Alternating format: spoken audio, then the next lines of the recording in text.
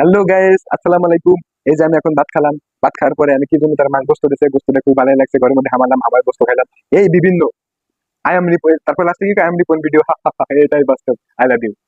এই এরকম একটা চশমা পরে, এরকম একটা গামছা ঘাড়ে নিয়ে, বা যে কোনো একটা নর্মাল পরিবেশে রিপন ভিডিও নামে একটা ছেলে, বিখ্যাত ভাইরাল, হাজার হাজার ভিউ, রিপন ভাই মানে প্রচন্ড বাংলাদেশে ফেমাস একটা সরলতার কারণে।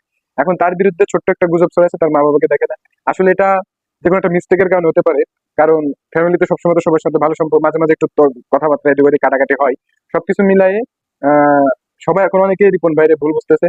সবার কাছে অনুরোধ থাকবে যে পার্সোনাল বিষয়, বাড়ির বিষয়, এগুলো বিষয় তারা এই ভুলটা স্বীকারও করছে, তারা লাইভে এসে বা তারা কিছু ফেসবুক পোস্টের মাধ্যমে বলছে, কোনো সমস্যা নেই। তবে আমার একটা চিন্তা, আমার একটা মাথা থেকে একটা থিঙ্কিং আছে, রিপন মিয়ার বাড়ি যেরকম দেখলাম, বা সে নতুন যে ঘর করতে সেটা যেরকম দেখলাম, তার আনুমানিক কমপক্ষে মাসিক ইনকাম 15 থেকে 20 লাখ টাকা মাসিক ইনকাম, নর্মালি না বললেও এটা নর্মালি। সেই লোক যতদিন ধরে ভিডিও মেকিং করতেছে, যতদিন ইনকাম করতেছে, ভাইরাল হয়েছে, এর মাধ্যমে ও ঢাকা শহরে 4, 5, 10, 12 তলা বাড়ি থাকা স্বাভাবিক ছিল যত টাকা কামাইছে সেখানে তার। আমার মনে হয় এই মূর্খ সূর্খ ছেলেটা, অশিক্ষিত ছেলেটার সরলতা নিয়ে তার আশেপাশে কিছু মানুষ যারা পেজ মেনটেন করে বা যারা তার সঙ্গে আছে, তাদের একটা মানে তারা তাদের একটা চক্রের মাধ্যমে রিপনকে ভাঙ্গায়, রিপন মেয়ারে বিক্রি করে খাওয়া হচ্ছে।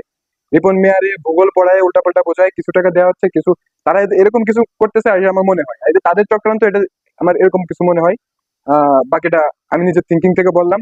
তবে রিপন ভাইকে কেউ খারাপ চোখে দেখবেন না। হুট করে একটা মানুষ, এত ভালো একটা মানুষ, হুট করে খারাপ ভাবা আমাদের দরকার নেই।